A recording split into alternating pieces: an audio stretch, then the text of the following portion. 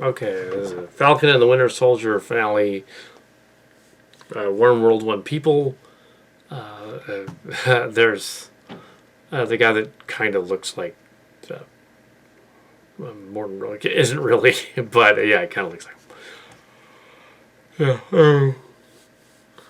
Actually, his cameo was later when they rescued the car. Anyway, so yeah, the beard. But yeah, so sequel did not kill off the people of the boat. No, they didn't.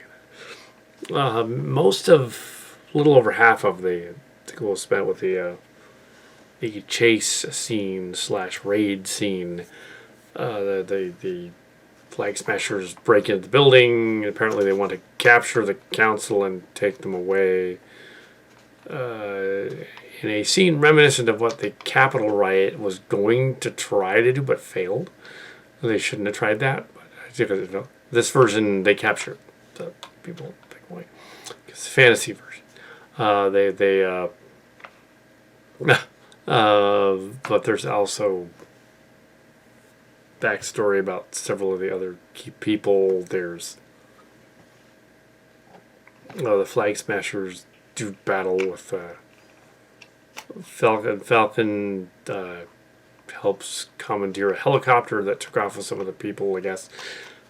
Somebody else on the helicopter can fly the plane somehow. That was a little odd. Fantasy. Somebody else happened to know how to fly it. Take over the plane. Take over the helicopter. He flies. The soldier guy comes to grip with other things. The counselor lady, or somebody similar to the counselor lady, but not the counselor lady. They keep implying she's around from the last one, and then this one, it's a different person who wants to help the Captain America that was deposed come back. He goes to help in the fight with the building thing. It was all mad. He helps fight off some of them. They leave a plot thread, and one of the Smashers is out there, and he has to go find them at the end of the fight.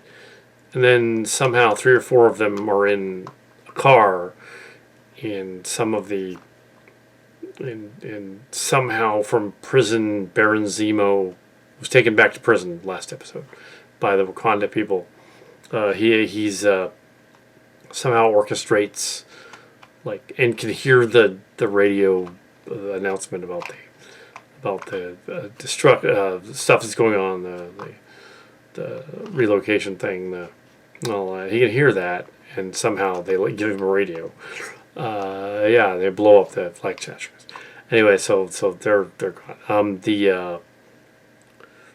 There's a lot to unpack there, because you have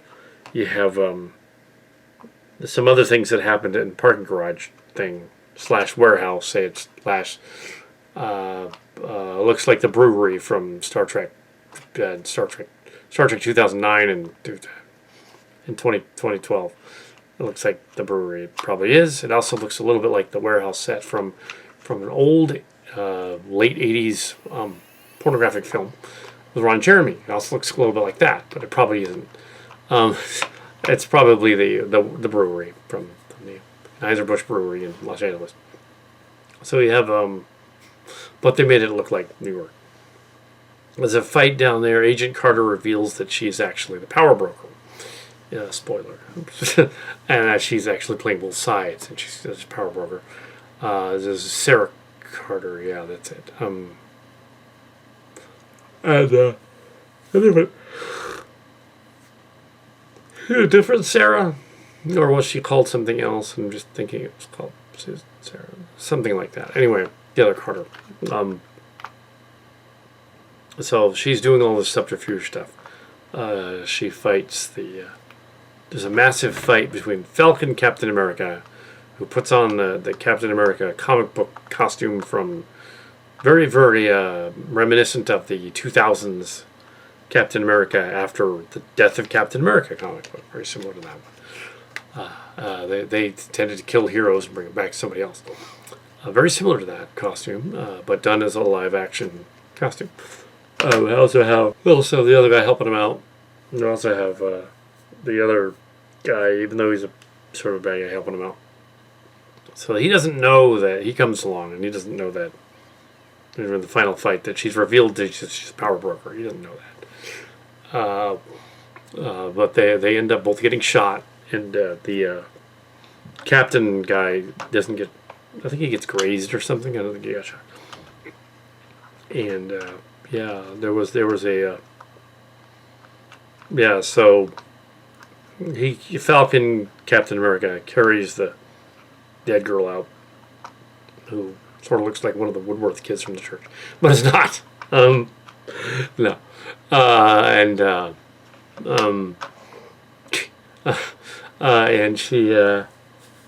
he carries her out.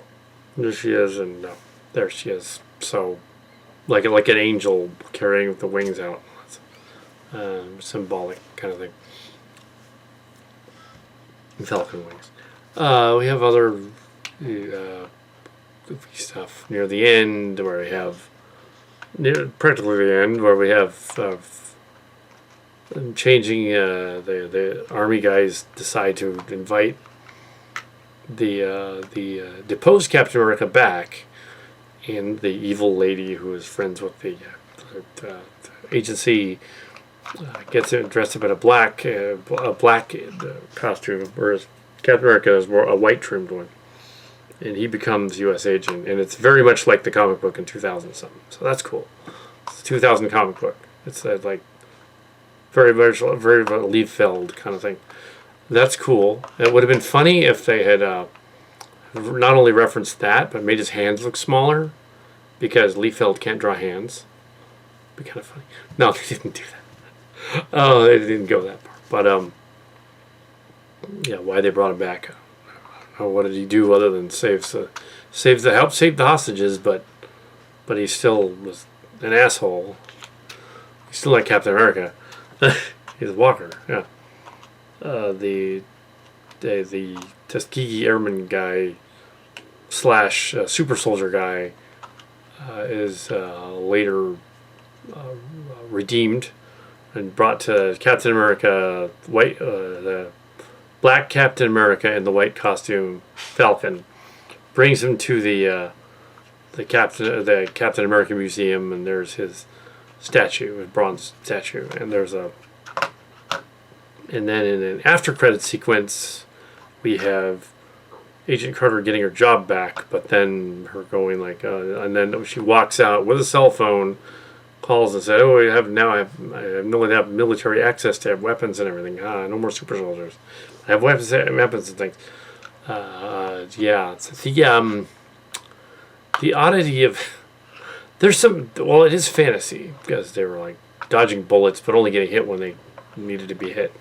But yeah, that ending scene, although sounds cool, think about it for like a few seconds, and you're like, wait a minute. She used a cell phone to call her friend from right out of walking out of the Capitol building as a secret agent. It's not only a really dumb thing to do, they can track that shit. It's their phone. So they're going to know immediately. She's, double agent. Dope! They're going to know. But the conspiracy people make up like stuff like, oh, there's a tracking device with vaccines, which is bullshit. Why would they bother? They've got these. Cell phone. These fuckers can track you anywhere with one of these. You think they can track her and they're going to do it because she's an agent. I'm not an agent. Just a guy. But they can totally track that shit. I don't know how to do that. No, they find you immediately. So that scene is ludicrous. Even the flag smasher guy found the girl, and she didn't even have the number in that one scene. So they had tracking powers that were incredible, and they closed up the council thing with tracking powers. If the bad guys had those powers, the good guys got them even more. So that was kind of ludicrous. No, the boat people didn't die. There was a long speech, though, about equality and stuff. Not making the relocation camps, immigrant thing. Very much a reference to that. the guy that looked vaguely like in the dark in the council chamber looked like Morton Roadkill really wasn't. He's quite a bit older looking now when you see him in the light. He wasn't him. Actually, Roadkill's scene was actually later when they rescued the hostage. He walked out. Oh, there he is. I thought it was him. It looked kind of like him, but in the dark. But then the other scene is like, oh, no, there he is. There he is. Okay, yeah. So he didn't have a role as the senator guy. No, he was the guy that opened the door and goes like, I'm gonna get out of here. Yeah. So that wasn't me. No. But clearly they watched the Milpitas Monster. No, they didn't. Yeah. So this was One World, One People. Yeah.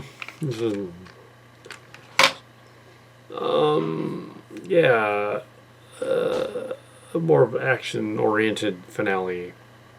It had everything. I don't know if they're going to do any more of these, but season 1 at least. Yeah, an overview for the whole season. It's not bad. It's fine. Yeah, the critics are fawning all over it. They think it's the best ever, but that's because they haven't seen a lot of TV shows. I think they're just all, well, we're desperate for entertainment. It is better than WandaVision, and we'll give it that. But which was a little much of a stretch to buy the whole WandaVision thing with Elizabeth Olsen, who's barely 30 years old, hanging out with a 50-year-old dude. I don't think she would. 60-year-old dude. No, 60. The guy that played Jarvis dude is actually... No. She'd be old enough to be his daddy. Even though he's an alien robot that was essentially just created. Yeah, March Cards did say that. But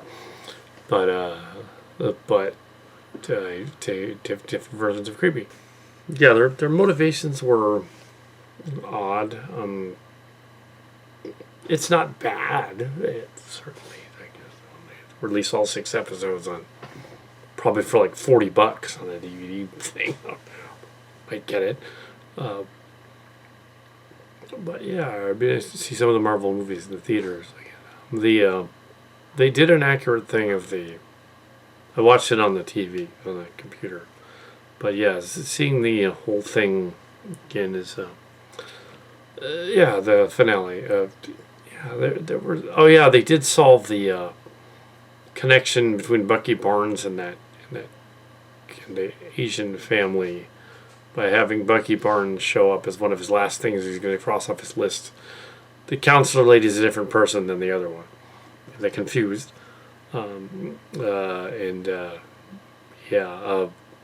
Tells the old Chinese man that apparently, or Vietnamese man, I guess, that his son was killed by the Winter Soldier and it was him.